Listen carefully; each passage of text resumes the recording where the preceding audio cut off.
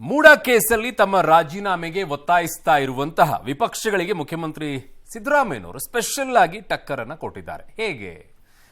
ಸತತ ಎರಡನೆಯ ದಿನವೂ ಕೂಡ ಮುಖ್ಯಮಂತ್ರಿ ಸಿದ್ದರಾಮಯ್ಯನವರು ವಿರೋಧಿಗಳತ್ತ ಆತ್ಮಸಾಕ್ಷಿಯ ಅಸ್ತ್ರವನ್ನ ಪ್ರಯೋಗಿಸಿದ್ದಾರೆ. ವಿಧಾನಸೌಧ, ಗಾಂಧಿ ಭವನ ಮತ್ತು ಕೆಪಿಸಿಸಿ ಕಚೇರಿಯಲ್ಲಿ ನಡೆದ ಗಾಂಧಿ ಜಯಂತಿ ಕಾರ್ಯಕ್ರಮಗಳಲ್ಲಿ ಪಾಲ್ಗೊಂಡಂತಹ ಮುಖ್ಯಮಂತ್ರಿಗಳು ಎಲ್ಲಾ ಕಡೆಯೂ ಕೂಡ ಆತ್ಮಸಾಕ್ಷಿ ಕುರಿತಾಗಿ ಮಾತನಾಡ್ತಾ ವೇದಾಂತಿಯನ್ನ ಆದ್ರು. ಕಾನೂನಿಗಿಂತ ದೊಡ್ಡದು ಆತ್ಮಸಾಕ್ಷಿಯ ನ್ಯಾಯಾಲಯ ಅಂದ್ರು. ನಾವು ಆತ್ಮಸಾಕ್ಷಿಯಂತೆ ನಡೆಯಬೇಕು. ಗಾಂಧೀಜಿ ಕೂಡ ಇದನ್ನೇ ಹೇಳಿದ್ದಾರೆ. ಆದರೆ ಅನೇಕ ಜನರು ಕಾನೂನು ನ್ಯಾಯಾಲಯಗಳನ್ನು ಬಿಟ್ಟು ತಮ್ಮದೇ ಆದ ರೀತಿಯಲ್ಲಿ ನಡೆಯುತ್ತಿದ್ದಾರೆ ಅಂತ ಹೇಳಿದರು. ನ್ಯಾಯಾಲಯದಲ್ಲಿ ಒಂದೊಂದು ಬಾರಿ ನ್ಯಾಯ ಸಿಗದೆ ಹೋಗಬಹುದು, ಆದರೆ ಗಾಂಧೀಜಿಯವರ ಆತ್ಮಸಾಕ್ಷಿಯ ನ್ಯಾಯಾಲಯದಲ್ಲಿ ನ್ಯಾಯ ಸಿಗಲಿದೆ ಅಂತ ಹೇಳಿದರು. ಇದೇ ಕಾರಣಕ್ಕೆ ಬಿಜೆಪಿ ಜೆಡಿಎಸ್ನವರ ಷಡ್ಯಂತ್ರ ಎದುರಿಸಲು ಸಜ್ಜಾಗಿ ಅಂತಾನೂ ಸಿಎಂ ಸಿದ್ದರಾಮಯ್ಯ ಕರೆ ನೀಡಿದರು. ಇನ್ನು ಉಪಮುಖ್ಯಮಂತ್ರಿ ಡಿ.ಕೆ. ಶಿವಕುಮಾರ್ ಅವರು ಕೂಡ ನಾವೆಲ್ಲ ಆತ್ಮಸಾಕ್ಷಿಯ ನ್ಯಾಯಾಲಯಕ್ಕೆ ಅನುಗುಣವಾಗಿ ನಡೆದುಕೊಳ್ಳಬೇಕು ಅಂತ ಕರೆ ಕೊಟ್ಟರು. ಆದರೆ ಸಿಎಂ ಹೇಳಿಕೆಗೆ ಬಿಜೆಪಿ ಟಕ್ಕರ್ ಕೊಟ್ಟಿದೆ. ನಿಮ್ಮದಲ್ಲದ ಸೈಟ್ಗೆ ಪರಿಹಾರ ಕೇಳೋದು, ಬೇನಾಮಿ ಆಸ್ತಿ ಮಾಡೋದು ಆತ್ಮಸಾಕ್ಷಿನಾ ಅಂತ ಕೇಳಕ್ಕಿದ್ದಾರೆ. ಅಲ್ಲದೆ ಆತ್ಮಸಾಕ್ಷಿಗಿಂತ ನೈತಿಕತೆ ದೊಡ್ಡದು ಅಂತ ಪಾಠವನ್ನ ಮಾಡಿದೆ. ಇದರ ಮಧ್ಯೆ ಮೂಡಾ ಭೂಸುಳಿಯಲ್ಲಿ ಸಿಲುಕಿ ಸಂಕಷ್ಟದಲ್ಲಿರುವಂತಹ ಸಿಎಂ ಸಿದ್ದರಾಮಯ್ಯನವರಿಗೆ ಕಾಕತಾಳೀಯ ಎಂಬಂತೆ ಬೆಂಕಿಯ ಬಿಸಿಯೂ ಕೂಡ ತಾಕಿದೆ. ವಿಧಾನಸೌಧದಲ್ಲಿ ನಡೆದ ಕಿತ್ತೂರು ಉತ್ಸವದ ಜ್ಯೋತಿ ಬೆಳಗುವ ವೇಳೆ ಸಿಎಂ ಶರ್ಟ್ಗೆ ಗೊತ್ತಿಲ್ಲದೇನೆ ಒಂಚೂರು ಬೆಂಕಿ ಬಿಸಿ ತಾಕ್ತು. ಕೂಡಲೇ ಭದ್ರತಾ ಸಿಬ್ಬಂದಿ ಎಚ್ಚೆತ್ತುಕೊಂಡು ಸಿಎಂ ನೆರವಿಗೆ ಧಾವಿಸಿದ್ರು. ಅದೃಷ್ಟವಶಾತ್ ಅಲ್ಲೇನೂ ಆಗಲಿಲ್ಲ. ನಮ್ಮ ಜೀವನ ಪ್ರತಿಯೊಬ್ಬರು ಕೂಡ ಸಾರ್ಥಕ ಮಾಡ್ಕೋಬೇಕು. ಹುಟ್ಟು ಆಕಸ್ಮಿಕ, ಸಾವು ಗ್ಯಾರಂಟಿ. ಮಹಾತ್ಮ ಗಾಂಧೀಜಿಯವರು ಹೇಳ್ತಾ ಇದ್ರು, ನ್ಯಾಯಾಲಯಗಳಿಗಿಂತಲೂ ದೊಡ್ಡ ನ್ಯಾಯಾಲಯ ಯಾವುದಪ್ಪ ಅಂತಂದ್ರೆ ಆತ್ಮ. ಈ ಆತ್ಮ ನಮ್ಮ ಜೀವನ ಸಾರ್ಥಕ ಆಯ್ತು ಅಂತ ಹೇಳಿದ್ರೆ ಅದು ನಮ್ಮ ಸಾರ್ಥಕವಾದಂತ ಜೀವನ. ಆತ್ಮಸಾಕ್ಷಿಯ ನ್ಯಾಯಾಲಯ ಅದು ಇತರ ಎಲ್ಲ ನ್ಯಾಯಾಲಯಗಳನ್ನು ಮೀರಿರುತ್ತದೆ.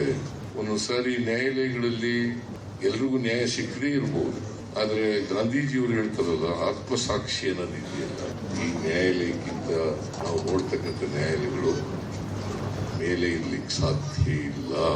ಆತ್ಮಸಾಕ್ಷಿಗೆ ಅನುಗುಣವಾಗಿ ನಡ್ಕೊಳ್ತಕ್ಕಂಥ ಪ್ರಯತ್ನವನ್ನು ಮಾಡ್ತೀವಿ. ಇನ್ನೊಬ್ಬರು ಮೆಚ್ಕೊಳ್ಳಿ ಬಿಡ್ಲಿ, ನಾವು ಮಾಡ್ತಕ್ಕಂಥ ಕೆಲಸ ಆತ್ಮಸಾಕ್ಷಿಗೆ ಅನುಗುಣವಾಗಿ ಮಾಡ್ತಕ್ಕಂಥ ಪ್ರಯತ್ನವನ್ನು ಮಾಡ್ತೀವಿ. ಒಂದು ಅತ್ಯುನ್ನತವಾದಂತ ನ್ಯಾಯಾಲಯ ಇದೆ, ಅದೇ ಆತ್ಮಸಾಕ್ಷಿಯ ನ್ಯಾಯಾಲಯ. ಅದು ಇತರ ಎಲ್ಲ ನ್ಯಾಯಾಲಯಗಳನ್ನು ಮೀರಿಸುತ್ತದೆ. ಹೇಗಾದ್ರೂ ಮಾಡಿ ಕಾಂಗ್ರೆಸ್ ಸರ್ಕಾರವನ್ನು ದುರ್ಬಲಗೊಳಿಸಬೇಕು ಅಂತೇಳಿ ನಮ್ಮ ಮೇಲೆ ಗೂಬೆ ಕೂಡಿಸ್ತಕ್ಕಂಥವರು ಭಾರತೀಯ ಜನತಾ ಪಕ್ಷದವರು, ಅವ್ರ ಜೊತೆಗೆ ಜೆಡಿಎಸ್ನವರು ಸೇರ್ಕೊಂಡಿದ್ದಾರೆ. ಕೇಂದ್ರ ಸರ್ಕಾರವನ್ನು ಕೂಡ ಶಾಮೀಲಾಗ್ಬಿಟ್ಟದೆ. There is a higher court then the court of justice, that is the court of conscience that supersedes all the courts. ನಮ್ಮ ಕಾರ್ಯಕರ್ತರು ಭಾರತೀಯ ಜನತಾ ಪಕ್ಷದ ಷಡ್ಯಂತ್ರ ಇದೆಯಲ್ಲ, ಅದು ಸೋಲಿಸಲಿಕ್ಕೆ ಎಲ್ಲ ರೀತಿಯಲ್ಲೂ ಕೂಡ ತಯಾರಾಗಬೇಕು ಅಂತಕ್ಕಂಥ ಮಾತುಗಳನ್ನ ಹೇಳಲಿಕ್ಕೆ ಬಯಸ್ತಾರೆ. ನಮ್ಮ ಮುಖ್ಯಮಂತ್ರಿಗಳು ವಿಧಾನಸೌಧದಲ್ಲಿ ಒಂದು ಮಾತಾಡಿದ್ದಾರೆ, ನಮ್ಮ ಎಲ್ಲ ನ್ಯಾಯಾಲಯಗಳ ಮೇಲೆ ಒಂದು ಆತ್ಮಸಾಕ್ಷಿಯ ನ್ಯಾಯಾಲಯ ಇದೆ, ಅದೇ ಆತ್ಮಸಾಕ್ಷಿಯ ನ್ಯಾಯಾಲಯ. ನಾವು ಆತ್ಮಸಾಕ್ಷಿ ನ್ಯಾಯಾಲಯದಂತೆ ನಾವೆಲ್ಲ ನಡಿಬೇಕು ಅಂತೇಳಿ ಗಾಂಧೀಜಿಯವರು ಹೇಳಿದಂತ ಮಾತನ್ನ ಇವತ್ತು ನಮಗೆ ನೆನಪು ಮಾಡಿಕೊಟ್ಟಿದ್ದಾರೆ. ಆತ್ಮಸಾಕ್ಷಿ ಅನ್ನೋದಕ್ಕಿಂತ ಹೆಚ್ಚಾಗಿ ನೈತಿಕತೆಯನ್ನು ದೊಡ್ಡದು. ಮೊದಲು ನಿಮ್ಮ ಸ್ಥಾನಕ್ಕೆ ನೀವು ರಾಜೀನಾಮೆ ಕೊಡೋದು ಒಳ್ಳೆಯದು. ಕಾನೂನು ತಂದೆ ಆದಂತ ದೃಷ್ಟಿಯಲ್ಲಿ ಕೆಲಸ ಮಾಡ್ತದೆ. ಯಾವ ಭೂಮಿ ನಿಮ್ಮದಲ್ಲ, ಅದಕ್ಕೆ ನೀವು ಪರಿಹಾರ ಕೇಳೋದು ನಿಮ್ಮ ಆತ್ಮಸಾಕ್ಷಿನ. ಬೇನಾಮಿ ಮಾಡಿ ಅವನು ಖರೀದಿ ಕೊಟ್ಟಿದ್ದಾನ, ಅದನ್ನು ತಗೊಳ್ಳೋದು ನಿಮ್ಮ ಆತ್ಮಸಾಕ್ಷಿನ. ಕೋರ್ಟಲ್ಲಿ ನಿಮಗೆ ಹಿನ್ನಡೆ ಆಗಿದೆ, ಅವತ್ತೇ ರಾಜೀನಾಮೆ ಕೊಡಬೇಕಾಗಿದೆ. ಕಾಲ ಮಿಂಚಿಲ್ಲ, ಕೂಡಲೇ ರಾಜೀನಾಮೆ ಕೊಟ್ಟು ನಿಮ್ಮ ಆತ್ಮಸಾಕ್ಷಿಗೆ ಅನುಗುಣವಾಗಿ ತನಿಖೆಯನ್ನು ಎದುರಿಸಿ. ತಮ್ಮ ವಿರುದ್ಧ ಕೇಳಿಬಂದಿರೋ ಈ ಕೇಸ್ನ ಆಧಾರವಾಗಿಟ್ಕೊಂಡೇ ಹೇಳಿರೋ ಹಾಗಿದೆ. ಬಟ್ ಈಗ ಈ ಸಂದೇಶ ಯಾರಿಗೆ? ಈ ಸಂದರ್ಭಕ್ಕೆ ಅನುಗುಣವಾಗಿ ಮಾನ್ಯ ಮುಖ್ಯಮಂತ್ರಿಗಳು ಹೇಳ್ತಾ ಇರುವಂತದ್ದು ಹೌದು. ಅದಕ್ಕೋಸ್ಕರನೇ ಈ ರೀತಿಯಾಗಿ ಶಬ್ದಗಳ ಬಳಕೆ ಮಾಡ್ತಾ ಇದ್ದಾರೆ ಅನ್ನೋದು ಕಾಕತಾಳೀಯವಾಗಿ ಬಂದೇ ಬರುತ್ತೆ. ಅದರಲ್ಲಿ ಯಾವ ಅನುಮಾನನೂ ಕೂಡ ಇಲ್ಲ. ತಮ್ಮ ಮೇಲೆ ಬಂದಿರುವಂತಹ ಆರೋಪಗಳ ವಿಚಾರದಲ್ಲಿ ಕೋರ್ಟಲ್ಲಿ ಏನಾಗುತ್ತೋ ಬಿಡುತ್ತೋ ಗೊತ್ತಿಲ್ಲ, ಆದರೆ ನನ್ನ ಆತ್ಮಸಾಕ್ಷಿಯ ಅನುಗುಣವಾಗಿ ನಾನು ಅಂಥದ್ದು ಮಾಡಿಲ್ಲ ಅನ್ನುವಂಥದ್ದನ್ನು ಹೇಳಕ್ ಹೊರಟಂಗೆ ಕಾಣಿಸ್ತಾ ಇದೆ. ಅದರಲ್ಲಿ ಯಾವ ಅನುಮಾನನೂ ಬೇಡ. ಬಟ್ ನನಗಿರುವಂಥದ್ದು ಇದು ಹೇಗಾಗಿದೆ ಅಂತಂದ್ರೆ, ರಾಜಕಾರಣಿಗಳು ಆತ್ಮಸಾಕ್ಷಿಯ ಬಗ್ಗೆ ಮಾತನಾಡೋಕೆ ಎಲ್ಲಿ ಉಳಿಸ್ಕೊಂಡಿದ್ದಾರೆ ಅಂತ. ಎಲ್ಲಿದೆ ಆತ್ಮಸಾಕ್ಷಿಗೆ ಅನುಗುಣವಾಗಿ ಯಾರು ಕೆಲಸ ಮಾಡ್ತಾರೆ? ನಿಜವಾಗಿಯೂ ಆತ್ಮಸಾಕ್ಷಿಗೆ ಅನುಗುಣವಾಗಿ ಕೆಲಸ ಮಾಡೋದಾಗಿದ್ದಿದ್ರೆ ಭ್ರಷ್ಟಾಚಾರ ವಿಚಾರ ರಾಜಕೀಯದಲ್ಲಿಯೂ ಬರಬಾರ್ದಾಗಿತ್ತು. ಪರ್ಸೆಂಟೇಜ್ ವಿಚಾರಗಳೆಲ್ಲೂ ಕೂಡ ಚರ್ಚೆಗಳಿಗೆ ಬರಬಾರ್ದಾಗಿತ್ತು. ಕಮಿಷನ್ ವಿಚಾರಗಳು ಎಲ್ಲೂ ಕೂಡ ಚರ್ಚೆಗೆ ಒಳಗಾಗಬಾರ್ದಾಗಿತ್ತು. ಇವ್ಯಾವುದೂ ಬರ್ತಾ ಇರಲಿಲ್ಲ. ಆವಾಗ ನೀವು ಹೇಳಿದಂತೆ ಗಾಂಧೀಜಿಯವರು ಹೇಳುವ ರೀತಿಯಲ್ಲಿ ಗಾಂಧೀಜಿಯವರ ರಾಮರಾಜ್ಯ ಆಗಿರೋದು. ರೈಟ್. ರಾಮರಾಜ್ಯ ಆಗಿರೋದು ಸೆಲೆಕ್ಟಿವ್. ಫಾರ್ ಎಕ್ಸಾಂಪಲ್ ದಿವ್ಯಾ, ಈಗ ವಿಧಾನಸೌಧದ ಮುಂದೆ ಏನಿದೆ? ಸರ್ಕಾರಿ ಕೆಲಸ, ದೇವರ ಕೆಲಸ. ಪ್ರಮಾಣ ವಚನ ತೆಗೆದುಕೊಳ್ಬೇಕಾದಂಥ ಸಂದರ್ಭದಲ್ಲಿ ಏನು ತೆಗೆದುಕೊಳ್ತಾರೆ? ದೇವರ ಹೆಸರಿನಲ್ಲಿ ನಾನು ಪ್ರಮಾಣ ತಗೊಳ್ತೀನಿ ಅಂತ ಹೇಳಿ. ನಿಜವಾಗಿಯೂ ಮಾಡ್ತಾರ? ಸರ್ಕಾರಿ ಕೆಲಸ, ದೇವರ ಕೆಲಸ ಮಾಡ್ತಾರೆ ಅವರು? ಹಂಗಾಗಲ್ವಲ್ಲ. ಯಾವ ಆತ್ಮ ಇದೆ, ಯಾವ ಸಾಕ್ಷಿ ಉಳಿಸ್ಕೊಂಡಿದ್ದೀರಾ? ಇಷ್ಟೊಂದಾಗಿದ್ರೆ ಇಷ್ಟೊಂದು ಅಷ್ಟು ಕೋಟಿ ಭ್ರಷ್ಟಾಚಾರ ಆಯಿತು, ಇಷ್ಟು ಕೋಟಿ ಆಗೋಯ್ತು, ಅಲ್ಲಿ ಅಷ್ಟು ಹಗರಣ ಆಗೋಯ್ತು, ಇಲ್ಲಿ ಅಷ್ಟು ಲೂಟಿ ಹೊಡೆದ್ರು, ಇವ್ಯಾವುದು ಬರಲೇಬಾರ್ದಾಗಿತ್ತಲ್ವಾ? ಅದರ ಅರ್ಥ ಸೆಲೆಕ್ಟಿವ್ ಆಗಿ ಗಾಂಧೀಜಿಯವರದು, ಅಂಬೇಡ್ಕರ್ ಅವರದು, ಸ್ವಾಮಿ ವಿವೇಕಾನಂದ ಅವರದ್ದು ನೀವೆಲ್ಲ ಏನು ಅಂತಂದ್ರೆ ಸೆಲೆಕ್ಟಿವ್ ಆಗಿ ಮಾತ್ರ ತೆಗೆದುಕೊಳ್ತೀರಾ. ನಿಮಗೆ ಬೇಕಾದ ರೀತಿಯಲ್ಲಿ, ನಿಮಗೆ ಅನುಕೂಲಕ್ಕೆ ತಕ್ಕಂತೆ ಅವರು ಹೇಳಿರುವಂತ ಹೇಳಿಕೆಗಳನ್ನ, ಅವುಗಳನ್ನ ಬಳಕೆಯನ್ನ ಮಾಡಿಕೊಂಡು ಈ ರೀತಿಯಾಗಿ ಭಾಷಣವನ್ನು ಮಾಡ್ತೀರಾ. ಆಯ್ತು, ಹಂಗಿದ್ದ ಗಾಂಧೀಜಿಯವರ ವಿಚಾರದಲ್ಲೇ ಹೋಗೋದಾದ್ರೆ, ಗಾಂಧೀಜಿಯವರು ಹೇಳಿದ್ರು ಗ್ರಾಮ ಸ್ವರಾಜ್. ಎಷ್ಟು ಮಾಡಿದ್ರಿ ಗ್ರಾಮ ಸ್ವರಾಜ್? ಅವ್ರು ಹೇಳಿದ್ರು ಗ್ರಾಮಗಳು ಉದ್ಧಾರ ಆದ್ರೆ ದೇಶ ಉದ್ಧಾರ ಆಗತ್ತೆ ಅಂತ ಹೇಳಿ. ಗ್ರಾಮ ಉದ್ಧಾರ ಆದ್ರೆ ದೇಶ ಉದ್ಧಾರ ಆಗತ್ತೆ ಅಂತ. ಗ್ರಾಮ ಎಲ್ಲಿ ಉದ್ಧಾರ ಆಗಿದ್ದಾವೆ ಇನ್ನೂ ಕೂಡ? ಅದನ್ನು ಪಾಲನೆ ಮಾಡಿದ್ರು? ಇಲ್ಲ. ಸ್ವಚ್ಛತೆಯ ಬಗ್ಗೆ ಗಾಂಧೀಜಿಯವರು ಹೇಳಿದ್ರು. ಈಗಲೂ ಕೂಡ ನಮ್ಮ ಏರಿಯಾಗಳಿಗೆ ಹೋದ್ರೆ ಓ ಅಂತ ಕಸದ ರಾಶಿ ಬಿದ್ದಿರುತ್ತೆ. ಎಲ್ಲಿದೆ ಸ್ವಚ್ಛತೆ? ಗಾಂಧೀಜಿಯವರ ತತ್ವ ಪಾಲನೆ ಮಾಡ್ತಾ ಇದ್ದೀರಾ? ಗಾಂಧೀಜಿಯವರು ಹೇಳಿದ್ರು ಮದ್ಯ ಮುಕ್ತವಾಗಬೇಕು ಅಂತ ಹೇಳಿ. ಅದರಲ್ಲೇ ಆದಾಯ ಹೊಡಿತಾರೆ. ಮದ್ಯ ಮುಕ್ತವಾಗಬೇಕು ಅಂತ ಹೇಳಿದ್ರು. ನೀವು ಅದರಲ್ಲೇನೆ ಜಾಸ್ತಿ ಮಾಡಿಕೊಂಡು ಇನ್ನೂ ಹೆಚ್ಚಿನ ರೀತಿಯಲ್ಲಿ ಆದಾಯವನ್ನು ಮಾಡ್ಕೊಳ್ತಾ ಇದ್ದೀರಾ. ಇದು ಯಾವ ಗಾಂಧಿ ತತ್ವಗಳಾಗತ್ತೆ ಅನ್ನೋದು ನನಗೆ ಪ್ರಶ್ನೆ ಕಾಡುತ್ತೆ. ಕುಡಿಯೋ ನೀರು ಗ್ರಾಮಗಳಿಗೆ ಮುಟ್ಟಬೇಕು ಅನ್ನುವಂಥದ್ದನ್ನ ಗಾಂಧೀಜಿಯವರು ಹೇಳಿದರು. ಈಗಲೂ ಕೂಡ ಕುಡಿಯೋ ನೀರಿಲ್ಲ. ಶೌಚಾಲಯಗಳಿರಬೇಕು ಅಂತ ಹೇಳಿದರು. ಶೌಚಾಲಯಗಳು ಈಗ ಶುರುವಾಗಿವೆ ಗ್ರಾಮಗಳಲ್ಲಿ. ಇಷ್ಟು ದಿನ ಬೇಕಾಯ್ತಾ? ಏನು ನಿಮ್ಗೆ ಹೇಗೆ ಅಂತಂದ್ರೆ, ಕೆಲವೊಂದು ಮಾತ್ರ ಪಿಕ್ ಮಾಡ್ಕೊಂಡ್ಬಿಟ್ಟು ನಾನು ಗಾಂಧೀಜಿ ತತ್ವಗಳನ್ನು ಪಾಲನೆ ಮಾಡ್ತೀನಿ, ನಾನು ಇಂಥವರ ಪಾಲನೆ ಮಾಡ್ತೀನಿ, ಇಂಥ ತತ್ವಗಳನ್ನು ಪಾಲನೆ ಮಾಡ್ತೀನಿ ಅನ್ನೋದನ್ನ ಬಿಡಿ. ನಿಮ್ಮ ಅನುಕೂಲಕ್ಕೆ ತಕ್ಕಂತೆ ಅದನ್ನು ಬಳಕೆ ಮಾಡಿಕೊಂಡು ಅವರನ್ನು ಯಾಕೆ ಹೇಳ್ಕೊಳ್ತೀರಾ?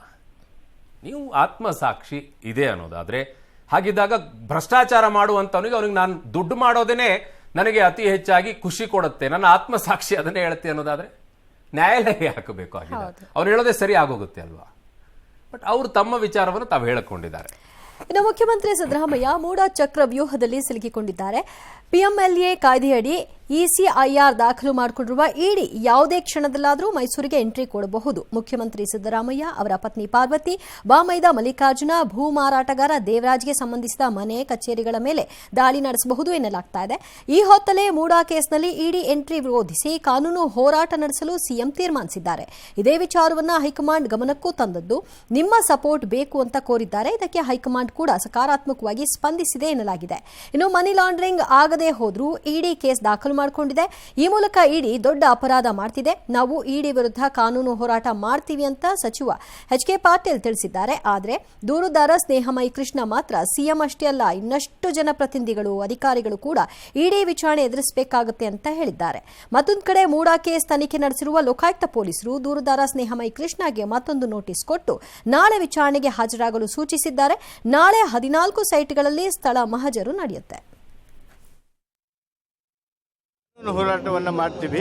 ಇಡೀ ರಾಜಕಾರಣ ಮಾಡ್ತಾ ಇದೆ. ರಾಜಭವನ ರಾಜಕಾರಣಕ್ಕೆ ದುರ್ಬಳಕೆ ಆಗ್ತಾ ಇದೆ. ಈಗ ಇಡಿ ಅವರು ಸೋಮೋಟೋ ದಾಖಲೆ ಮಾಡ್ಕೊಂಡಿದ್ರೆ ಮನಿ ಲಾಂಡ್ರಿಂಗ್ ಆಕ್ಟ್ ಇರಲೇ ಇಲ್ವಲ್ಲ. ದೊಡ್ಡ ಅಪರಾಧವನ್ನೇ ಇಡಿ ಅವರು ಮಾಡ್ತಾ ಇದ್ದಾರೆ ಅಂತ ಹೇಳಿ ಎಲ್ಲರಿಗೂ ಭಾವನೆ ಬರ್ತಾ ಇದೆ. ಇಡಿ ವಿರುದ್ಧ ಕಾನೂನು ಹೋರಾಟ ಮಾಡ್ತೀರಾ? ಮಾಡ್ತೀವಿ. ಸ್ವತಃ ಮುಖ್ಯಮಂತ್ರಿ ಸಿದ್ದರಾಮಯ್ಯ ಅವರು ತಮ್ಮ ತಪ್ಪನ್ನು ಒಪ್ಕೊಂಡು ನಿವೇಶನ ವಾಪಸ್ ಕೊಟ್ಟಿದ್ದಾರೆ ಅಂತಂದರೆ ಇನ್ನು ಬಾಕಿಯವರು ಅದೇ ಕೆಲಸ ಮಾಡಬೇಕಲ್ಲ. ಯಾರ್ಯಾರು 50 ಅನುಪಾತ ನಿವೇಶನ ಪಡ್ಕೊಂಡಿದ್ದಾರೆ ಅವರೆಲ್ಲರೂ ಕೂಡ ಬಹುಶಃ ವಿಚಾರಣೆಗೆ ಒಳಗಾಗ್ತಾರೆ. ಅವರೆಲ್ಲರಿಗೂ ಕೂಡ ಶಿಕ್ಷೆ ಆಗೋ ಸಾಧ್ಯತೆ ಇದೆ. ಅಧಿಕಾರಿಗಳಿಂದ ಸ್ಪಷ್ಟವಾಗಿ ಭಾಗಿದ್ದಾರೆ. ಮೂಡ ಅಧಿಕಾರಿಗಳು, ನಗರಾಭಿವೃದ್ಧಿ ಇಲಾಖೆ ಅಧಿಕಾರಿಗಳು, ಸೊ ಅವರೆಲ್ಲರೂ ಕೂಡ ಅದರಲ್ಲಿ ಭಾಗಿಯಾಗಿದ್ದಾರೆ. ಸೊ ಹಾಗಿದ್ದಾಗ ಇಲ್ಲಿ ಆತ್ಮಸಾಕ್ಷಿ ವಿಚಾರ ಹೇಳಿದ್ರಲ್ಲ, ಹಾಗಿದ್ದಾಗ ಇಡಿ ವಿಚಾರದಲ್ಲಿ ಈಗ ತಪ್ಪೇ ಮಾಡಿಲ್ಲ ಅನ್ನುವಂಥದ್ದಾದ್ರೆ ಇಡಿ ಅವ್ರ ತನಿಖೆ ಮಾಡೋದ್ರೇನು ಬಿಟ್ರೇನು? ತಪ್ಪಾಗಿಲ್ಲ, ಮುಗಿದೋಯ್ತು ಅಷ್ಟೇ. ಏನಕ್ಕೆ ಅಷ್ಟೊಂದು ಭಯ ಪಟ್ಕೊಂಡು ಕೊಡಬೇಕು? ಸೊ ಹಾಗಿದ್ದಾಗ ಲೀಗಲ್ ಫೈಟ್ ಏನು ಮುಖ್ಯಮಂತ್ರಿಗಳದ್ದು? ನೋಡ, ಇಡಿ ಕೇಸ್ ದಾಖಲು ರಾಜಕೀಯ ಪ್ರೇರಿತ ಅಂತ ಹೇಳ್ತಾ ಇದ್ದಾರೆ. ಇರಬಹುದು, ಆತ್ಮಸಾಕ್ಷಿಗೆ ಅನುಗುಣವಾಗಿ ನೀವು ತಪ್ಪೇ ಮಾಡಿಲ್ಲ ಅನ್ನೋದಾದ್ರೆ ಇಡಿ ರಾಜಕೀಯ ಪ್ರೇರಿತವಾದ್ರೇನು? ತಗಲಾಕೊಳ್ಳೋದೆಲ್ಲಿಂದ ಬರುತ್ತೆ? ರಾಜಕೀಯ ಪ್ರೇರಿತಾನೇ ಅನ್ನೋದಾದ್ರೆ ಓಕೆ. ಮೂಡಾ ಪ್ರಕರಣದಲ್ಲಿ ಯಾವುದೇ ಹಣಕಾಸು ವರ್ಗಾವಣೆ ಆಗಿಲ್ಲ, ಮೇಲ್ನೋಟಕ್ಕೆಲ್ಲೂ ಕೂಡ ಕಾಣಿಸ್ತಾ ಇಲ್ಲ. ಅದರ ಜೊತೆಗೆ ಜಮೀನ್ ಇತ್ತು ಅನ್ನೋದು ಇನ್ನೂ ಕನ್ಫರ್ಮ್ ಆಗಿಲ್ಲ.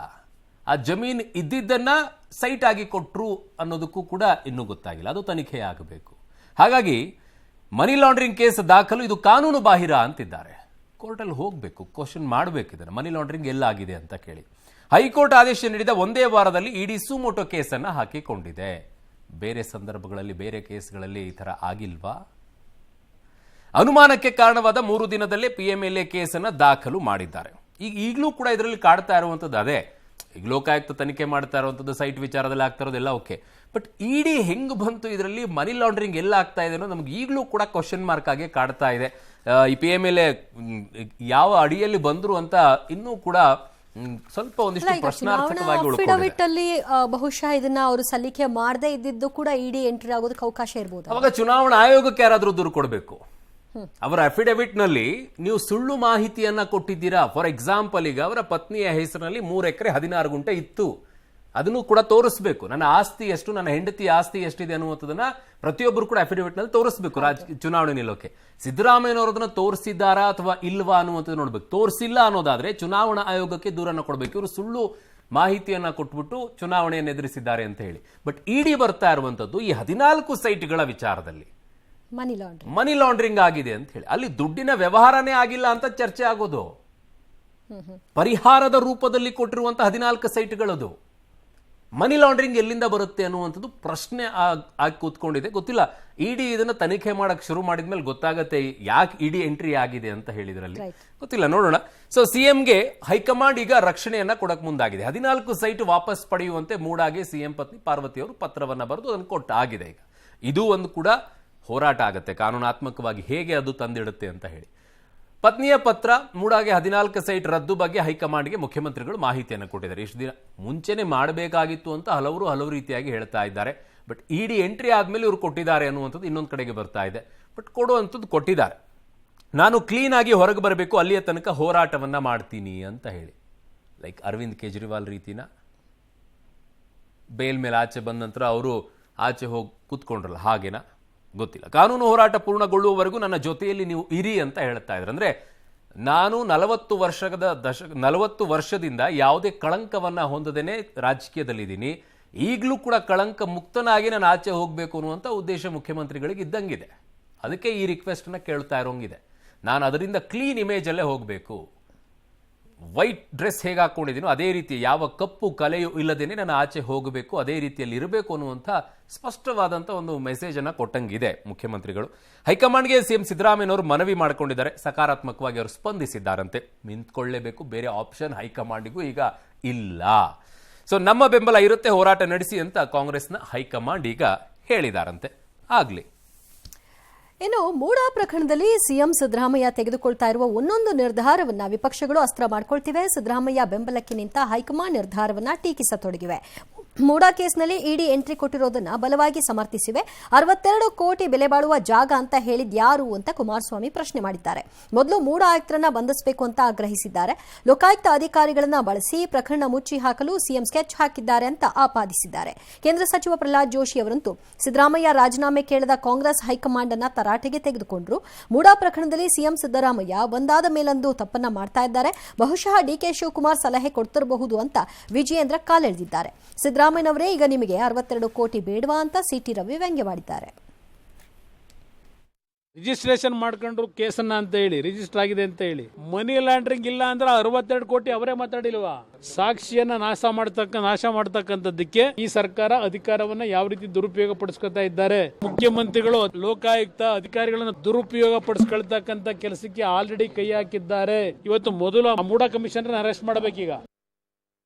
ನಾನು ರಾಜೀನಾಮೆ ಕೊಡುವುದಿಲ್ಲ ಅಂದ್ರೆ ನೀವು ಬಂಡತನವನ್ನ ಪ್ರದರ್ಶನ ಮಾಡ್ತಾ ಇದ್ದೀರಿ. ರಾಹುಲ್ ಗಾಂಧಿ, ಸೋನಿಯಾ ಗಾಂಧಿ, ಪ್ರಿಯಾಂಕಾ ಮತ್ತು ರಾಬರ್ಟ್ ವಾದ್ರಾ ಎಲ್ಲರೂ ಬೇಲ್ ಮೇಲೆ ಇದ್ದಾರೆ. ಹಾಗಾಗಿ ಇವತ್ತು ಸಿದ್ದರಾಮಯ್ಯನವ್ರ ಮೇಲೆ ಅವ್ರಿಗೆ ನೀವು ರಾಜೀನಾಮೆ ಕೊಡಿ ಅಂತ ಹೇಳಕ್ ಆಗ್ತಾ ಇಲ್ಲ. ಬಾಲನೇ ಅಲ್ಲಾಡಿಸ್ತಾ ಇದೆ ಅಂತ ಹೇಳ್ತಾರಲ್ಲ, ಆ ಸ್ಥಿತಿ ಇವತ್ತು ಆಗಿದೆ. ನಿಮಗೇನಾದ್ರೂ ಮರ್ಯಾದೆ ಇದ್ರೆ ಕೋರ್ಟಿನ ನೀವು ಅಬ್ಸರ್ವೇಷನ್ ಅನ್ನ ಗಮನಿಸಿ ರಾಜೀನಾಮೆ ಕೊಡ್ರಿ. ಯಾವುದೇ ಕಾರಣಕ್ಕೂ ಕಾಂಗ್ರೆಸ್ ಸರ್ಕಾರ ನಾವು ಕೆಡವಲಿಕ್ಕೆ ಹೊರಟಿಲ್ಲ. ತಪ್ಪು ಮಾಡಿದವರು ರಾಜೀನಾಮೆ ಕೊಟ್ಟು ತನಿಖೆ ಎದುರಿಸಬೇಕು.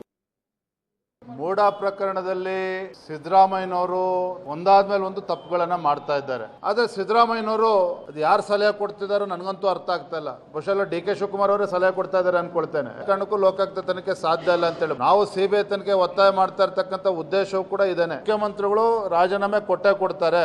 ಈಗಾಗಲೇ 5-6 ಜನದ ಪಟ್ಟಿ ಆಗಿದೆ. ಯಾಕೆ ಈಗ 62 ಕೋಟಿ ಬೇಡವಾ ನಿಮಗೆ? ಅವರೇ ಕೇಳಿದ್ರು 62 ಕೋಟಿ ಕೊಡಬೇಕು ಅಂತ ಹೇಳಿ. ಇವತ್ತು ಯಾಕೆ 62 ಕೋಟಿ ಬೇಡವಾಯ್ತಾ?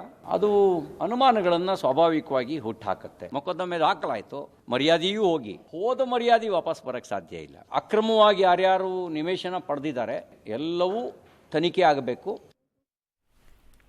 ಪದೇ 62 ಕೋಟಿದು ಎಲ್ಲರೂ ಕೋಟ್ ಮಾಡ್ತಾ ಇದ್ದಾರೆ. ಬಟ್ ಅವರು ಹೇಳಿದ್ದು ನಾವು ಅದನ್ನು ತೆಗೆದುಕೊಂಡಿದ್ದ ಜಾಗದ ಮೌಲ್ಯ ಈಗ ಅದು 62 ಕೋಟಿ, ಅದನ್ನು ಕೊಡ್ಲಿ, ಇಲ್ಲ ಅಂತಂದ್ರೆ ಸೈಟ್ ವಾಪಸ್ ಕೊಡ್ಲಿ ಅಂತ. ಸೊ ಅದನ್ನ ಇವರು ಬೇರೆ ಅರ್ಥದಲ್ಲಿ 3 ಎಕರೆ 16 ಗುಂಟೆ 62 ಕೋಟಿ ಮೌಲ್ಯದ್ದು ಅಲ್ಲ ಅದು. ಆಕ್ಚುಲಿ ಅದ್ರ ಲೆಕ್ಕ ಹಾಕಿದ 62 ಕೋಟಿ ಹೇಗೆ ಅಂತಂದ್ರೆ ಪರಿಹಾರದ ರೂಪದಲ್ಲಿ ನಮಗೇನು ಬರಬೇಕಾಗಿದೆ, ಇಷ್ಟು ವರ್ಷಗಳಿಂದ ಅದನ್ನು ಪರಿಹಾರದ ರೂಪದಲ್ಲಿ ನೀವು ಕೊಟ್ಟಿಲ್ಲ ನನಗೆ. ಸೊ ಅದಕ್ಕೆ ಒಂದು ನಿಯಮ ಇದೆ. ಈ ಪರಿಹಾರವನ್ನ ಇಷ್ಟು ವರ್ಷಗಳ ನಂತರ ಕೊಡದೇ ಇದ್ರೆ ಅದಕ್ಕೆ ಇಂತಿಷ್ಟಂತ ಸೇರಿಸ್ಬಿಟ್ಟೇನೋ ಕೊಡಬೇಕು ಅಂತ ಏನೊಂದು ನಿಯಮ ಇದೆ. ಅದರ ಪ್ರಕಾರ ಪರ್ಟಿಕ್ಯುಲರ್ ಆಗಿ ಅದ್ರ ಬಗ್ಗೆ ಇದಿಲ್ಲ, ನಿಯಮ ಅಂತೂ ಇದೆ ಅದರ ಬಗ್ಗೆ. ಇಷ್ಟು ಪರಿಹಾರವನ್ನ ಕೊಡಬೇಕು, ಅದನ್ನ ಕೊಡದೆ ನೀವು ಅದನ್ನು ತಳ್ಕೊಂಡು ಬಂದು ನೀವೇನಾದ್ರೂ ಮಿಸ್ಟೇಕ್ ಅನ್ನ ಮಾಡಿದ್ರೆ, ತಪ್ಪನ್ನ ಮಾಡಿದ್ರೆ ಅದಕ್ಕೆ ದಂಡದ ರೂಪದಲ್ಲಿ ಕೊಡಬೇಕು ಅನ್ನೋದಿದೆ. ಆ ಲೆಕ್ಕವನ್ನ ಹಾಕೊಂಡು 62 ಕೋಟಿ ಕೊಟ್ಟಿದ್ದಾರೆ. 3 ಎಕರೆ 16 ಗುಂಟೆಗೆ ನಿಮ್ಗೆ 62 ಕೋಟಿನ ಅಷ್ಟಿದ್ದಂಗಿಲ್ಲ ಅದು. ಬಟ್ ನನಗೆ ಈ 62 ಕೋಟಿ ವಿಚಾರ ಒಂದ್ ಕಡೆಗಾಯ್ತು. ಬಟ್ ಇನ್ನೊಂದು ಕಡೆಗೆ ಬಿಜೆಪಿ ಅವರೆಲ್ಲ ಹೇಳ್ತಾ ಇದಾರಲ್ಲ, ಬೇಲ್ ಮೇಲಿದ್ದಾರೆ, ರಾಜೀನಾಮೆನ ಕೊಟ್ಬಿಡಬೇಕು, ಯಾಕೆ ಬಂಡತನಕ್ಕೆ ಬಿದ್ದಿದ್ದಾರೆ, ಇದೆಲ್ಲ ಮಾಡಿ. ಬಿಜೆಪಿಯಲ್ಲಿ ಎಷ್ಟು ಜನ ಬೇಲಲ್ಲಿ ಇದ್ದೀರಾ? ಎಷ್ಟು ಜನ ಮಂತ್ರಿಗಳಿಗಿದ್ದೀರಾ? ಕಳೆದ ಬಾರಿ ನೀವು ಆದಂತ ಸಂದರ್ಭದಲ್ಲಿ ಮಂತ್ರಿಗಳಾಗಿರ್ಲಿಲ್ವಾ? ನಿಮ್ಮಲ್ಲಿ ಬೇಲ್ ಮೇಲೆ ಇರುವಂತವರೇ ಇರ್ಲಿಲ್ವಾ? ಜೈಲಿಗೆ ಹೋಗಿ ಬಂದಂತವರೇ ಇರ್ಲಿಲ್ವಾ? ಯಾವ ವಿಚಾರವನ್ನು ಮಾತನಾಡ್ತಾ ಇದ್ರಿ? ಹೀಗಾಗಿ ನಾನು ಸಿದ್ದರಾಮಯ್ಯನವ್ರು ಹೇಳಿರ್ತಿಲ್ಲ, ಆತ್ಮಸಾಕ್ಷಿ ವಿಚಾರ ಹೇಳ್ಕೊಳ್ಬೇಕು. ಬಿಜೆಪಿ ಹೇಳ್ಕೊಂಡು ನಿಮ್ಮ ಆತ್ಮಸಾಕ್ಷಿಯನ್ನು ಮುಟ್ಕೊಂಡು ನೀವು ಎಲ್ಲವೂ ಕೂಡ ಪರಿಶುದ್ಧರಾಗಿದ್ದೀರಾ, ಸತ್ಯ ಹರಿಶ್ಚಂದ್ರ ರೀತಿಯಲ್ಲಿ ಇದ್ದೀರಾ ಅನ್ನೋ ಥರ ಹೇಳಿ ನೋಡಿನ. ಆರೋಪ ಬಂದ ತಕ್ಷಣ ರಾಜೀನಾಮೆ ಕೊಟ್ಟು ಬಿಡಬೇಕು. ಅದು ಕೊಡಿ. ಎಷ್ಟು ಕೇಂದ್ರ ಸರ್ಕಾರದಲ್ಲಿರುವಂಥ ಮಂತ್ರಿಗಳ ಮೇಲೆ ಎಷ್ಟು ಆರೋಪಗಳಿದ್ದಾವೆ, ಯಾರ್ಯಾರ ಮೇಲೆ ಏನೇನು ಆರೋಪಗಳಿದ್ದಾವೆ, ಅವರನ್ನ ಕಳೆದ ಬಾರಿ ನೀವು ಅಧಿಕಾರದಲ್ಲಿದ್ದಂಥ ಸಂದರ್ಭದಲ್ಲಿ 2018ರಿಂದ ಏನೆಲ್ಲ ಅವರನ್ನ ಡಿಫೆಂಡ್ ಮಾಡ್ಕೊಂಡಿದ್ರಿ, ಎಷ್ಟೇ ಟೀಕೆಗಳು ಬಂದರೂ ಕೂಡ ಅವ್ರನ್ನ ಹೆಂಗೆ ನೀವು ಡಿಫೆಂಡ್ ಮಾಡ್ಕೊಂಡು ನಿಂತ್ಕೊಂಡಿದ್ರಿ? ಕಮಾನ್, ಎಲ್ಲವೂ ಕೂಡ ಆರೋಪ ಬಂದ ತಕ್ಷಣ ರಾಜೀನಾಮೆ ಕೊಟ್ಬಿಡು, ಆರೋಪ ಬಂದ ತಕ್ಷಣ ರಾಜೀನಾಮೆ ಕೊಟ್ಬಿಡು, ಕ್ಲಿಯರ್ ಆಗಲಿ ಬಿಡಿ. ಏನಿದೆ, ಇನ್ನೊಂದು 3 ತಿಂಗಳು ತಾನೇ, ಡಿಸೆಂಬರ್. ನೀವು ಹೆಂಗಾದ್ರೂ ಹಾಕಿರೋ ಡೆಡ್ಲೈನ್ ಡಿಸೆಂಬರ್ ಅಲ್ವಾ? ನೋಡೋಣ ಬಿಡಿ, ತನಿಖೆ ಯಾವಾಗ ಬರುತ್ತೆ ಅಲ್ವಾ? ಬಂದಾಗ ನೋಡೋಣ, ಅವಾಗ ಕೇಳೋಣ ಏನಾಗುತ್ತೆ ಅಂತೇಳಿ. ನಿಮ್ಮನ್ನು ನೀವು ಒಳಗಡೆ ಹುಳುಕ್ ಇಟ್ಕೊಂಡ್ಬಿಟ್ಟು ಉಳಿದವ್ರಿಗೆ ಮಾತ್ರ ಅಲ್ಲಿ ಹುಳುಕಿದೆ ನೋಡು, ಇಲ್ಲಿ ಹುಳುಕಿದೆ ನೋಡು, ಅಲ್ಲಿದೆ ನೋಡು, ಇದೇ ಆಗೋಯ್ತು ಬಿಜೆಪಿ ಅವ್ರ ಕತೆ. ಇನ್ನು ಬಿಜೆಪಿ ಮತ್ತು ಜೆಡಿಎಸ್ ನಾಯಕರ ಆರೋಪಗಳಿಗೆ ಕಾಂಗ್ರೆಸ್ ನಾಯಕರು ತಿರುಗೇಟನ್ನ ಕೊಟ್ಟಿದ್ದಾರೆ. ಮುಖ್ಯಮಂತ್ರಿ ಪರವಾಗಿ ಬಲವಾಗಿ ಬ್ಯಾಟ್ ಬೀಸತೊಡಗಿದ್ದಾರೆ. ರಾಜ್ಯ ಸರ್ಕಾರವನ್ನ ಕೆಡವಲು ಬಿಜೆಪಿ ಷಡ್ಯಂತ್ರ ಮಾಡಿದೆ, ಆದರೆ ಇದಕ್ಕೆ ನಾವು ಜಗ್ಗಲ್ಲ, ಅವರು ಗೆಲ್ಲಲ್ಲ ಅಂತ ಸಚಿವ ಚಲುವರಾಯಸ್ವಾಮಿ ಗುಡುಗಿದ್ದಾರೆ. ಸೊ ಸೈಟ್ ಸೇಲ್ ಡೀಡ್ ರದ್ದು ಮಾಡಿದ ಮೂಢಾಕ್ರಮವನ್ನು ಸಚಿವ ಭೈರತಿ ಸುರೇಶ್ ಸಮರ್ಥನೆಯನ್ನ ಮಾಡ್ಕೊಂಡಿದ್ದಾರೆ. ಮಾಡ್ಕೊಳ್ಳಬೇಕಲ್ಲ, ಇನ್ನು ವಿರೋಧ ಮಾಡೋಕ್ಕಾಗುತ್ತಾ? ಮೂಡಾ ಕೇಸ್ನಲ್ಲಿ ಸಿಎಂ ಸಿದ್ದರಾಮಯ್ಯ ರಾಜೀನಾಮೆ ಕೊಡೋ ಅವಶ್ಯಕತೆನೇ ಇಲ್ಲ ಅಂತ ಸಚಿವ ಸತೀಶ್ ಜಾರಕಿಹೊಳಿ ಪ್ರತಿಪಾದಿಸಿದ್ದಾರೆ. ಹೌದಾ ಸರ್? ಒಂದು ಟವೆಲ್ ಹಾಕಿದ್ರಲ್ಲ ನೀವು ಒಂದು. ಇದರ ಮಧ್ಯೆ ಅಹಿಂದ ಕೂಡ ಸಿಎಂ ಸಿದ್ದರಾಮಯ್ಯನವರ ಬೆಂಬಲಕ್ಕೆ ಧಾವಿಸಿದೆ. ನಾಳೆಯಿಂದ 2 ದಿನ ರಾಜ್ಯದಲ್ಲಿ ಅಹಿಂದ ಜಾಗೃತಿ ಜಾಥಾವನ್ನು ಹಮ್ಮಿಕೊಳ್ಳಲಿದೆ ಅಂತೆ. ಹುಬ್ಬಳ್ಳಿ ಸಂಗೊಳ್ಳಿ ರಾಯಣ್ಣ ವೃತ್ತದಿಂದ ಆರಂಭಗೊಳ್ಳಲಿರುವಂತಹ ಜಾಥಾ ನಾಡಿದ್ದು ಬೆಂಗಳೂರು ಫ್ರೀಡಂ ಪಾರ್ಕ್ನಲ್ಲಿ ಅಂತ್ಯಗೊಳ್ಳಲಿದೆ. ಬಿಜೆಪಿಗೆ ಮತ್ತು ಜನತಾದಳಕ್ಕೆ ಈ ಸರ್ಕಾರ ಇರಬಾರದು. ಮಾನ್ಯ ಮುಖ್ಯಮಂತ್ರಿಗಳು ಜನಪ್ರೀತಿಯನ್ನು ಸಹಿಸಲಾರರು. ಇದು ಸಹ ಅವರಿಗೆ ಅಂತಿಮವಾಗಿ ಫಲ ಸಿಕ್ಕಲ್ಲ. ನಾವು ಇದನ್ನ ಕಾನೂನು ರೀತಿಯಲ್ಲಿ ಎದುರಿಸ್ತೀವಿ. 100 ಜನ ಫಲಾನುಭವಿಗಳಿದ್ದಾರೆ ಮೂಡಾದಲ್ಲಿ, ಎಲ್ಲ ಪಕ್ಷದವರು ಇದ್ದಾರೆ. ಇದೆಲ್ಲ ತನಿಖೆ ಆದಮೇಲೆ ಹೊರಗಡೆ ಬರುತ್ತೆ. ಸೈಟ್ಸ್ ವಾಪಸ್ ಕೊಡಬೇಕು ಅಂದ್ರೆ ಮೂಡಾಗೆ ಲಾಭ ಆಗುವಂಥದ್ದು. ಇದು ಸಿದ್ದರಾಮಯ್ಯನವರ ಹೆಸರಿಗೆ ಇದ್ದಂತಹ ಸೈಟ್ಸ್ ಅಲ್ಲ. ಅವರ ಪತ್ನಿಯವರು ಸರ್ವ ಸ್ವತಂತ್ರರು. ಅವರಿಗೆ ಸಿಕ್ಕಂತಹ ಸೈಟ್ಗಳು ಅವ್ರು ವಾಪಸ್ ಕೊಡ್ತಾರೆ ಅಂತ ಹೇಳಿದ್ರೆ ಬೇಡ ಅಂತ ಹೇಳಕ್ಕಾಗ್ತದ? ಇದರಲ್ಲಿ ಮುಖ್ಯಮಂತ್ರಿಗಳು ಬೇರೆಯವ್ರ ರಾಜೀನಾಮೆ ಕೊಡುವಂತ ಪ್ರಶ್ನೆ ಇಲ್ಲ. ಪತ್ರಿಕಾ ಕೂಡ ಅವ್ರ ಜೋಡಿ ಗಟ್ಟಿಯಾಗಿ ಇರ್ತೈತಿ. ಎಲ್ಲ ಪಕ್ಷ ಇರ್ತೀವಿ ಅವ್ರ ಜೊತೆ. ಬಿಜೆಪಿ ಸರ್ಕಾರದಲ್ಲಿ ಇಂಥ 10 ವರ್ಷಗಳಲ್ಲಿ ಎಷ್ಟಾಗಿದ್ದಾರೆ, ಅವ್ರ ಮೇಲೆ ಅವರು ಲೋಕಾಯುಕ್ತ ತನಿಖೆ ಮಾಡಿದ್ದಾರೆ. ತುಂಬಾ ಮಜಾ ಇದೆ ಇದು. ರಾಜ್ಯ ಸರ್ಕಾರ ಕೆಡವಲು ಬಿಜೆಪಿ ಷಡ್ಯಂತ್ರ ಮಾಡಿದೆ. 136 ಸೀಟ್ಗಳನ್ನು ಹೊಂದಿರುವಂತಹ ಕಾಂಗ್ರೆಸ್ಸಿಗೆ ಸಿದ್ದರಾಮಯ್ಯನವರು ಮಾತ್ರ ರಾಜೀನಾಮೆಯನ್ನು ಕೊಟ್ಬಿಟ್ರೆ ಸರ್ಕಾರ ಬಿದ್ದು ಹೋಗ್ಬಿಡುತ್ತೆ ಅನ್ನುವಂಥ ಭಯ ಇದೆಯಾ? ನನ್ಗೆ ಆಶ್ಚರ್ಯ ಅನಿಸ್ತಾ ಇದೆ. ಯಾಕೆ ಪದೇ ಪದೇ ಕಾಂಗ್ರೆಸ್ನವರು ಸರ್ಕಾರ ಬೀಳಿಸುವಂಥ ಷಡ್ಯಂತ್ರ ನಡೀತಾ ಇದೆ, ಸರ್ಕಾರ ನಿಮ್ಮಲ್ಲಿ ನಿಮಗೆ ನಂಬಿಕೆ ಇಲ್ವಾ? ಸಿದ್ದರಾಮಯ್ಯನವರು ರಾಜೀನಾಮೆ ಕೊಡುವಂತ ಕೇಳ್ತಾ ಇದ್ದಾರೆ. ಅದನ್ನು ಕೊಡುವಂಥ ಮಟ್ಟಕ್ಕೆ ಏನಾದರೂ ಹೋಗೋ ಪರಿಸ್ಥಿತಿ ಬಂದರೆ ಸರ್ಕಾರ ಬಿದ್ದೋಗ್ಬಿಡುತ್ತಾ? ನಂಬಿಕೆನೇ ಇಲ್ವಾ ನಿಮಗೆ? ಕಾನ್ಫಿಡೆನ್ಸ್ ತಗೊಳ್ರಿ ಫಸ್ಟು. ನಾವು 136 ಇದ್ದೀವಿ, ಅವರಲ್ಲ ಅಂದರೆ ಇನ್ನೊಬ್ಬರು ಹೇಳೋದು ಒಬ್ಬರಾದರೂ ಧೈರ್ಯ ಮಾಡ್ರಿ. ಅಯ್ಯೋ, ಏನು ಜೋಕ್ ಮಾಡ್ತೀರಪ್ಪ, ಪದೇ ಪದೇ ಸರ್ಕಾರ ಕೆಡವಲು ಷಡ್ಯಂತ್ರ ನಡೆಸ್ತಾ ಇದ್ದಾರೆ.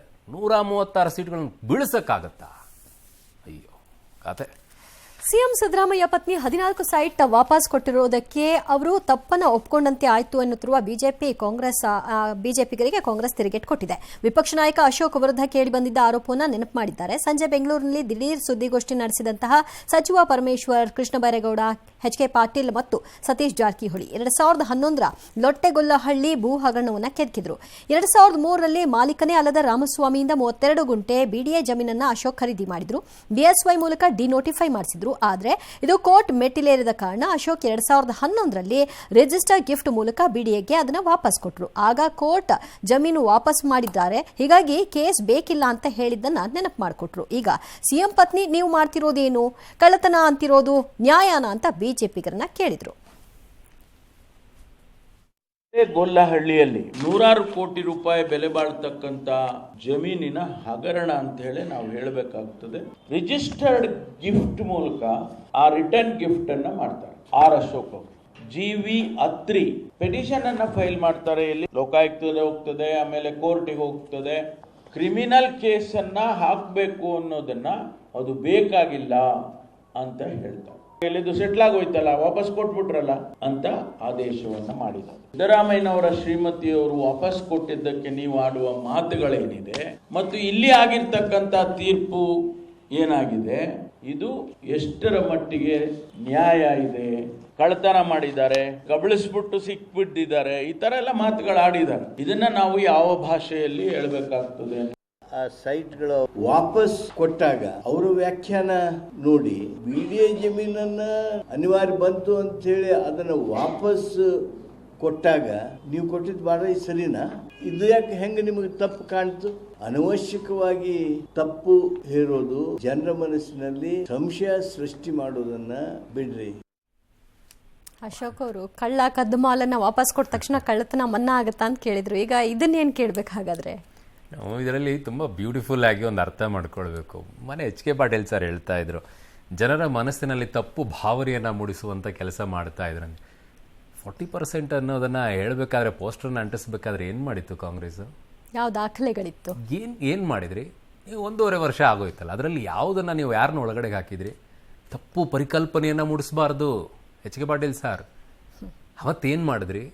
ಇವತ್ತೇನು ಹೇಳ್ತಾ ಇದ್ದೀರಾ ಸ್ಟೇಟ್ಮೆಂಟು? ನಿಮ್ಮನ್ನು ನೀವೇ ಕೇಳ್ಕೊಳ್ಳಿ. ಅವತ್ತು ಆತ್ಮಸಾಕ್ಷಿ ವಿಚಾರ ಅಗೇನ್, ಅವತ್ತಿನ ಆತ್ಮಸಾಕ್ಷಿ ಸರಿ ಇತ್ತಾ, ಇವತ್ತಿನ ಆತ್ಮಸಾಕ್ಷಿ ಸರಿ ಇದೆಯಾ? ಆಮೇಲೆ ಇದೇ ಮೋಸ್ಟ್ಲಿ ಈ ಕೇಸನ್ನ ನೋಡ್ಕೊಂಡೆ 14 ಸೈಟ್ಗಳನ್ನ ವಾಪಸ್ ಕೊಟ್ಟಂಗೆ ಕಾಣಿಸ್ತಾ ಇದೆ ನನಗೆ. ಹಾಗೆ ಯಾಕೋ ಕಾಣಿಸ್ತಾ ಇದೆ, ಅದನ್ನ ಕೊಟ್ಟಂಗೆ ನಾಳೆ ಕೇಸ್ ಆಗಲ್ಲ ಇದು ಅನ್ನೋ ಲೆಕ್ಕದಲ್ಲಿ ಏನಾದ್ರು ಇದ್ದಂಗಿದೆ. ಬಟ್ ಹಂಗ ಆಗಲ್ಲ, ಇದು ಹಂಗಾಗನ್ ಕಾಣಿಸ್ತಾ ಇಲ್ಲ ಈ ಕೇಸು. ಯಾಕಂತಂದ್ರೆ ಇಲ್ಲಿ ದೇವರಾಜ್ ಅನ್ನುವಂಥವ್ರು ಯಾರಿದ್ದಾರೆ, ಅದರ ನಂತರ ಇಲ್ಲಿ ಖರೀದಿ ಮಾಡುವಂಥವ್ರು ಯಾರಿದ್ದಾರೆ, ಕೃಷಿ ಭೂಮಿ ಅಂತ ಹೇಳಿ ಖರೀದಿ ಮಾಡೋದಿದೆ. ಮೂಡ ತೆಗೆದುಕೊಂಡ ನಂತರವೂ ಕೂಡ ಇದನ್ನ ಕೃಷಿ ಭೂಮಿ ಅಂತ ಖರೀದಿ ಮಾಡಿರೋದು. ಈ ಪ್ರಕರಣ ಬೇರೆ ರೀತಿಯಲ್ಲಿ ಕಾಣಿಸ್ತಾ ಇದೆ. ಸಿದ್ದರಾಮಯ್ಯನವರ ಪಾತ್ರ ಇದೆಯಲ್ಲ, ಅದು ಬೇರೆ ವಿಚಾರ. ಬಟ್ ಅಲ್ಲಿ ಖರೀದಿ ಮಾಡುವಂಥ ವಿಚಾರ ಇದೆ. ಯಾರು ತಗಲಾಕೊಳ್ತಾರೋ ಗೊತ್ತಿಲ್ಲ ಇದರಲ್ಲಿ. ಬಟ್ ಒಂದಷ್ಟು ಅಂತೂ ಸಮಸ್ಯೆ ಆಗುತ್ತೆ. ಸಿದ್ದರಾಮಯ್ಯನವ್ರಿಗೆ ಆಗ್ಲಿಕ್ಕಿಲ್ಲ ಅಂತ ಮೇಲ್ನೋಟಕ್ಕೆ ಕಾಣಿಸ್ತಾ ಇದೆ. ಯಾಕಂದ್ರೆ ಅವ್ರ ಪಾತ್ರ ಎಲ್ಲೂ ಕಾಣಿಸ್ತಾ ಇದ್ದಂಗಿಲ್ಲ. ಬಟ್ ಉಳಿದಂಥವ್ರು ಯಾರ್ಯಾರಿದ್ದಾರೆ ಕೃಷಿ ಭೂಮಿಯನ್ನ ಮಾಡ್ಕೊಂಡಿರೋ ವಿಚಾರದಲ್ಲಿ, ಅಲ್ಲೇನೋ ಒಂದಿಷ್ಟು ಗಾಳಿ ಹೊಡೆದಂಗಿದೆ. ಅದು ಇಲ್ಲದ್ರೆ ಇಷ್ಟೊಂದೆಲ್ಲ ಆಗ್ತಾ ಇರಲಿಲ್ಲ. ಆಮೇಲೆ ನೀವು ಹೆಂಗೆ ಹಗರಣ ಅಂತ ಕರಿತಾ ಇದ್ದೀರಾ ಈ ಅಶೋಕ್ ಅವ್ರ ವಿಚಾರದಲ್ಲಿ? ಎಲ್ಲ ವಾಪಸ್ ಕೊಟ್ಬಿಟ್ಟಿದಾರಲ್ಲ, ಕೇಸೇ ಬೇಕಿಲ್ಲ ಅಂತ ಅವತ್ತು ಕೋರ್ಟೇ ಹೇಳಿದೆ ಅಂದಮೇಲೆ ನೀವು ಹೆಂಗೆ ಹಗರಣ ಅಂತ ಕರಿತಿದ್ದೀರಾ? ಅದನ್ನ ಹೆಂಗಂತ ಕರಿತೀರಾ? ಇವಾಗ ಇದನ್ನ ಹಗರಣ ಅನ್ನುವಾಗ ಅದು ಹೇಗಾಗುತ್ತೆ? ಕೋರ್ಟ್ ಕೊಟ್ಟಾಗಿದೆಯಲ್ಲ, ಅಲ್ಲಿ ಕೇಸೇ ಬೇಕಿಲ್ಲ ಅಂತ ಹೇಳಿ ವಾಪಸ್ ಮಾಡಿದ್ಮೇಲೆ ಕೇಸ್ ಬೇಕಿಲ್ಲ ಅಂತ ಕೋರ್ಟ್ ಹೇಳಾಗಿದೆಯಲ್ಲ, ಈಗ ನಾವು ಹಗರಣ ಅಂತ ನೀವು ಕರಿತೀರಾ? ಈಗ ನಾವು ಅದೇ ತಾನೇ ಮಾಡಿರೋದು ಅಂತ ಅವ್ರು ಹೇಳೋದು. ನಿಮ್ಮದು ಇನ್ನೂ ಮುಗಿದಿಲ್ಲ, ಇತ್ಯರ್ಥ ಆಗಿಲ್ಲ, ಈಗ ತನಿಖಾ ಹಂತದಲ್ಲಿದೆ. ಸ್ವಲ್ಪ ತಾಳ್ಮೆ ಇರಬೇಕು. ಯಾಕೆ ಅವಸರಕ್ಕೆ ಬೀಳ್ತಾ ಇದ್ರೆ ನಂಗೆ ಅರ್ಥ ಆಗ್ತಿಲ್ಲ. ಈ ಕೇಸ್ ಬಂದಾಗಿಂದಲೂ ಅವಸರಕ್ಕೆ ಬೀಳ್ತಾ ಇದ್ರೆ ಕಾಂಗ್ರೆಸ್ನವರು, ಅದಕ್ಕೆ ಹಿಂಗೆ ಆಗ್ತಾ ಇರೋದು. ತಾಳ್ಮೆಯಿಂದ ಇರಿ, ಸರಿ ಆಗುತ್ತೆ, ತಾಳ್ಮೆಯಿಂದ ಇರಿ.